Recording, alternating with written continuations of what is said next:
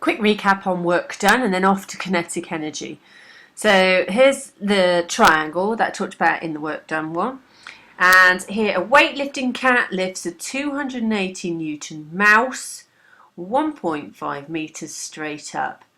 So you've got the newtons here and the meters, so you times them together. The dog cycles 716 meters against friction forces of 140 newtons, times them together.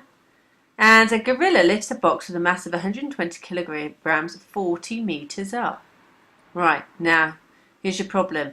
You've got it in kilograms and it wants it in newtons. So you've got to remember how to turn kilograms into newtons, and that's times it by 10. So to get this answer, you do 120 times 10 times 4. And I'll leave you to work it out as we move on to kinetic energy. Now kinetic energy is pretty, again, it makes sense, which is good. So if we had a look at these two vehicles here, we've got a lorry and a small car. These are travelling at the same speed, but which one has the greater kinetic energy? Well, the one that's carrying the most energy is this great massive one here if they're travelling at the same speed. And to think here, I put a little bit of hint here. How much damage would each cause if they hit you? Well, this one's going to cause you a lot more damage than this one, and that's because this one has more kinetic energy. So if we think about kinetic energy, it's to do with the mass of the thing and how fast it's moving. It all sort of links with stopping distances and forces, acceleration times mass. If one of them went at a higher speed than the other, would this make a difference? Well, if this one went a lot faster, it might well make a difference to the amount of energy it carries. Well, in fact, of course it will. It might not get up to this amount, but then again it might. Let's have a look at the equation. Actually, let's watch some kinetic energy in action, because I like this one. Let's see if this works. Right here, up here we're looking. So here, this amount of kinetic energy in this lorry here is quite considerable. And then, oh, unlucky. It's remote control lorry. Everyone's okay.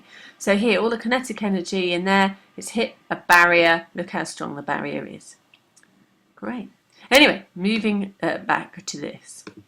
This is the equation. Some people like it, some people don't, and it's half mv squared. So v is velocity, or the speed in a given direction, squared, so whatever that number is squared, times the mass, which is in kilograms, and then you times it by a half, and that equals kinetic energy. Now, kinetic energy is also equal to gravitational potential energy, but let's not worry about that. So here, the kinetic energy is related to the velocity, it's the speed, and the mass. So thinking back to that lorry in the car, it's to do with the mass of the lorry and the speed of the lorry. If the lorry is not going very quickly at all, then obviously it's not going to have as much of an impact when it hits something. Here are two questions then. A 2 kilogram robin hopping at 2 meters per second. So here's its speed, and we would have to square that. So we'd need 2 squared. Let's try and get a pen that has a colour that you could see, but I don't think I'm going to manage that one. Let's try 2. Oh, that's just ridiculous. Right, that's it. Says right, put in black background. So we've got 2 times 2 because that's 2 squared. Times 2 is 2 squared. That's that. Times the mass, which is 2. So times 2 again. And then you times all of that by a half. So 2 times 2 times 2. So it's 2 times 2 is 4. Times 2 is 8. And then half it is 4. So the energy is 4 kilojoules. No, 4 joules. Ding that, because it's energy, so it's going to be measured in joules. There you go.